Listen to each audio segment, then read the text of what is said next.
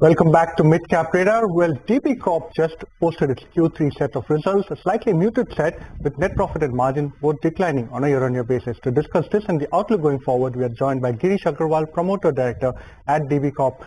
Good afternoon, Mr. Agarwal. Thank you so much for joining us. First up, give us a sense of how exactly ad revenues panned out. We understand we are coming off a much higher base last year on the back of election spending, but how has Q4 shaped up in terms of ad revenue and how was Q3 too? So if I would see the 9 months, I'm happy to bring your notice that we have done the highest ever top line and bottom line in the 9 months since the inception of the company. Last year, as you know, 3 states were under election in our markets, MP, Rajasthan and Chhattisgarh. So because of that, this quarter we have a 1% growth only. But if you look at 9 months base, I think from 9 months this year and 9 months last year without the election, I'm at a double-digit growth on that way. So I think that way business looks comfortable. I think my larger concern is going forward, because if you see this quarter, the India GDP is 6.4. I'm slightly worried on that, because if this quarter continues like that, then I'm sure all the industries would show a slightly muted results, and that will impact on the advertising direction. Mr. Agarwal, good afternoon. Thank you for joining in. But since you mentioned about the GDP growth, how is the current quarter shaping up? It's still early days, right? But what are you expecting in the fourth quarter? Do you expect this current growth rate to sustain? And what is an overall growth estimate that you have for FY25? The advertising front, the automobile, real estate, education, FMCG are doing decent. They are doing pretty decent, I would say.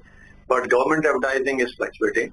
And I hope they continue this way. That's one. Second thing, one best thing happening for the industry is the newsprint prices have come down.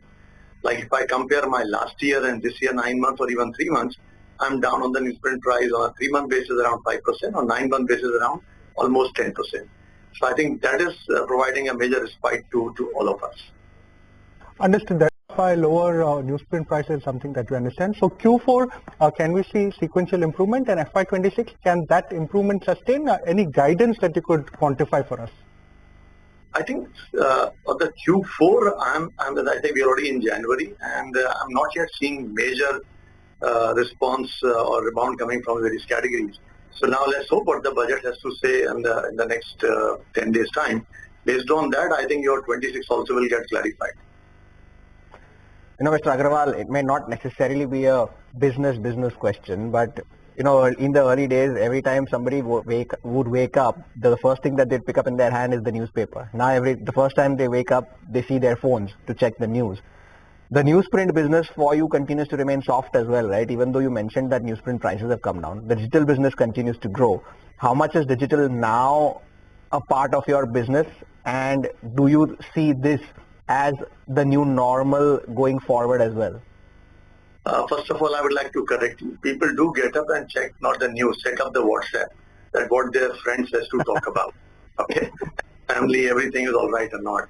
But for news, I'm happy to say almost all my readers, those who are reading us every day, are very much intact. There's a reason why time spent of our newspaper and most of the newspaper stays there.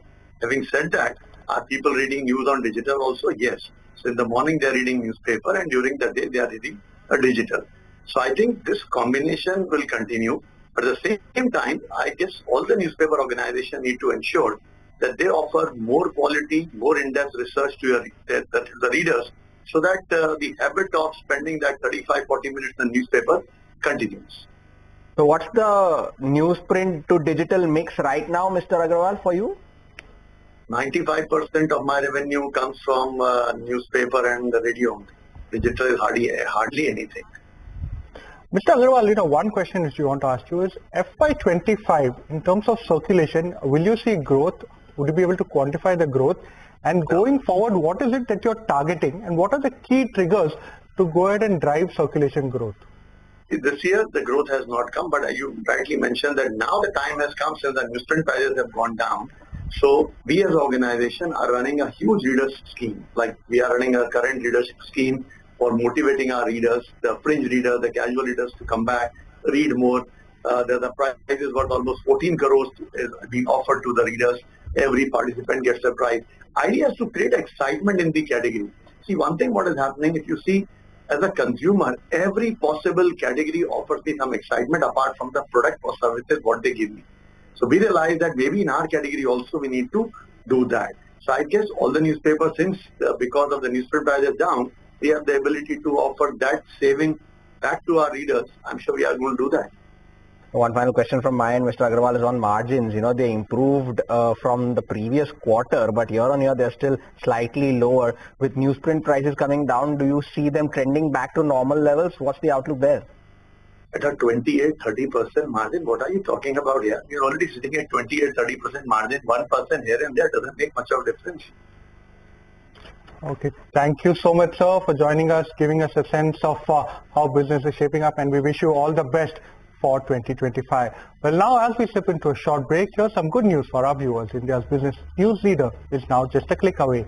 Introducing CNBC TV18's all-new app. Get instant access to breaking news, in-depth articles, and financial world updates at your fingertips. Download the CNBC TV18 app now from the Apple Store or Google Play Store, or just scan the QR code on your screen.